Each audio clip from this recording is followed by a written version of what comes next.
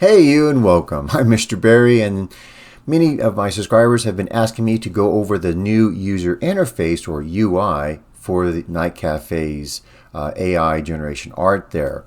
So that's what we're going to be looking into. And they've also asked me to make a terrarium or a very small forest in a micro-sized terrarium like this or like this one here. And I'm going to be showing you the prompts that I use and using that within the new user interface. So let's take a look at this, you and I. Come on.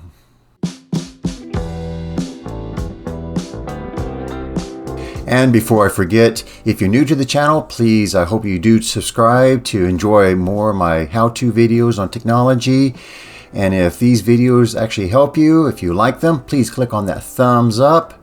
And if you have an idea, like let's say that you have a question on something that you want me to do, show you how to do something, whether it be in Night Cafe or in some other technology, go ahead and leave that down in the comments and I'll make a video for you there.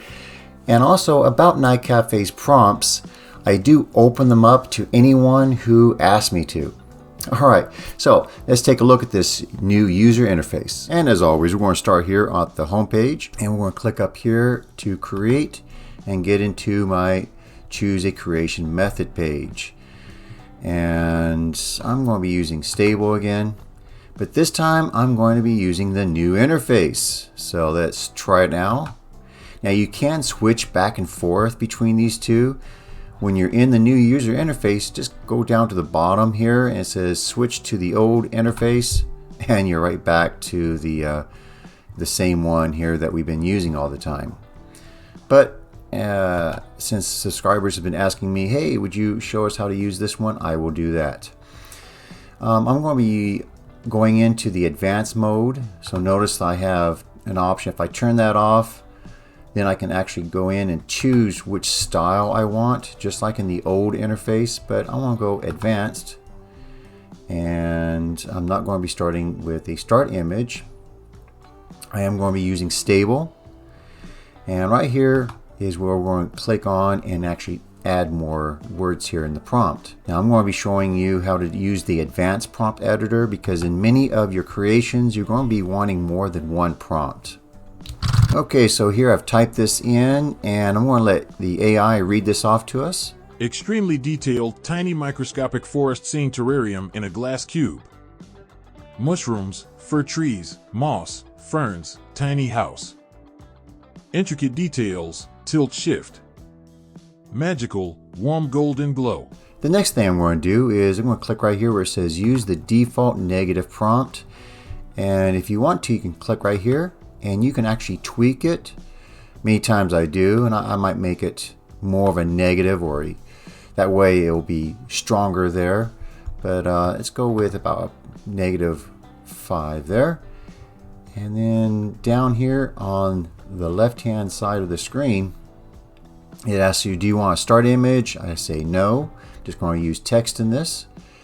Number of images. For this demonstration, I'm going to go 4 images. But just to let you know, if you do 1 image, it is free. So if you do 1 image at a time, it doesn't cost you any credits. And so that's something to think about there. Just if you're playing around with something, you can go with 0 credits. That's easy to do 1 image at a time. But for this, I'm going to go 4 images. And I'm going to actually go with the low res. And for the runtime, I'm going to go with the medium. And now right here where it says overall prompt weight, I'm going to leave that at 50%. And here we have, it will just use a random seed number for each of the creations. We can do that. And let's see, let's go into all settings. Now here's all settings. And what's really nice about this is see this little pin. So let's say that this is really important to me. I can pin it and it is pinned. There's something else that's really important to me that I usually use too. And that is sometimes I do the clip guidance and also the model. So what I'm going to do is I'm going to pin that and therefore we see it over here. Sometimes if I want a different effect, I'll use Stable Diffusion version 2 or version 2.1, and that will change the image dramatically. We can do it today if you want to, but anyway, that's how you get these pinned over there. So it's kind of nice. Clip guided, so I'm going to leave that there, and also sampling method. I'm going to not touch that right now for this creation. So it's kind of nice having this option where I can pick and choose which settings I want over there on the left hand side. When I'm done, click on done there, and this is going to be 4 credits because I am using 4 images there. So let's create this, and here we go. So this is actually really nice, and you can actually click on each work and bring it up.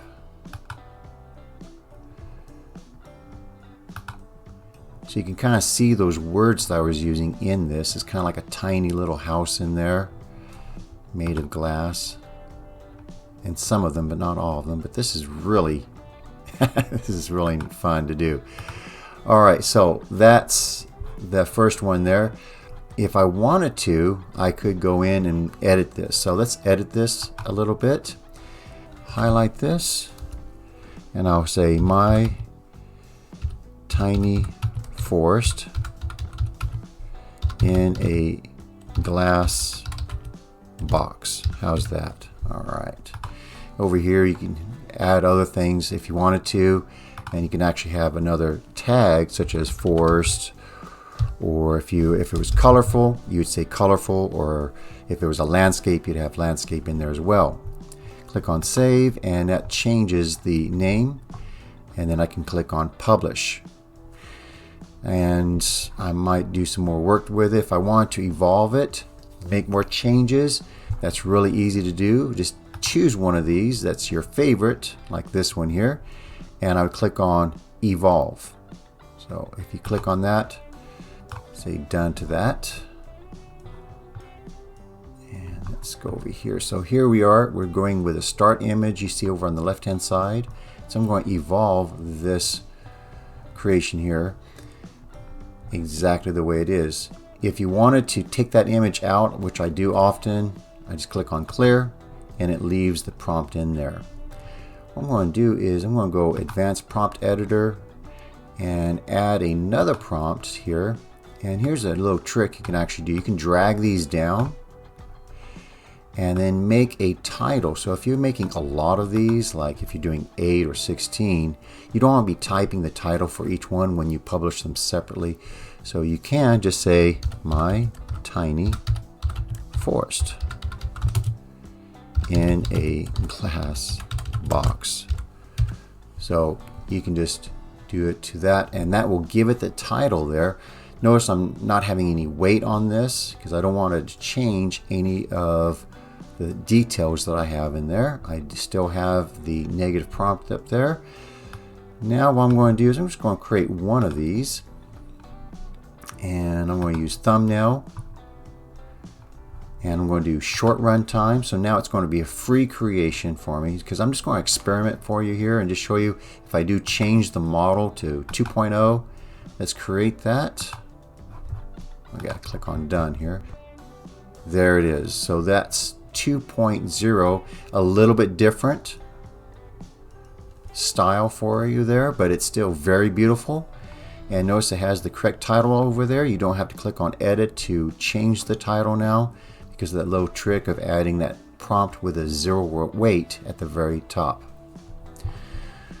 Alright, so now let's say that you wanted to go over here and let's look at more of the settings that we have for this. So I'm going to go into preferences, and this does allow you to take a tour. So if you are brand new to the user interface, you can click on take a tour, and it basically tells you what each of the settings does, which is kind of nice. If ever you wanted to switch to the old interface, you click on this to switch to the old interface. There's your preferences again, and it is nice.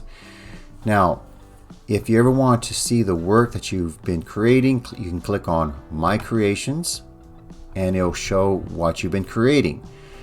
So here's if it's been published, it'll show it in the green up there, and I can show you one of these. Now, I usually create work like this, and a lot of people say, well, it's kind of strange, but I really like space art. And that's what I've been doing for the last 30 years, actually, with actual painting space art there. This is another one that I like a lot there. And then I usually give it an interesting title, such as View from the Surface of a Near Earth-Sized Moon Orbiting Gliese 86b, which is 35 light years from our solar system. Go back to my creations here. And so let's jump back into the creations, and I'll show you a few examples of some colorful landscapes and other styles that I've used.